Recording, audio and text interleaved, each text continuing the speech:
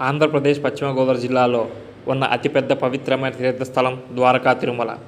ఈ ద్వారకా తిరుమల చిన్న తిరుపతి అని కూడా పిలుస్తారు. మన చిన్న తిరుపతిలో విమాన గోపురం కింద 2 విగ్రహాలు కనిపిస్తాయి. ఒకటి అర్ధ విగ్రహం, మరొకటి సంపూర్ణ విగ్రహం. ఇలా ఒకే గుడిలో 2 విగ్రహాలు ఎందుకు ఉన్నాయి అంటే, చాలా శతాబ్దాల క్రితం ద్వారకా మహర్షి ఇక్కడ గాఢమైన తపస్సు చేశారు. ఆయన తపస్సు ఫలితంగా ఒక వాల్మీకం లోపల స్వయంగా వెలిసిన శ్రీ వెంకటేశ్వర విగ్రహం కనబడుతుంది.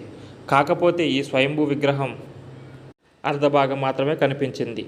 కానీ మిగిలిన అర్ధభాగం పాతాళలోకంలో బలిచక్రవర్తి పూజిస్తున్నాడని ఇక్కడ పురాణాలు చెబుతున్నాయి.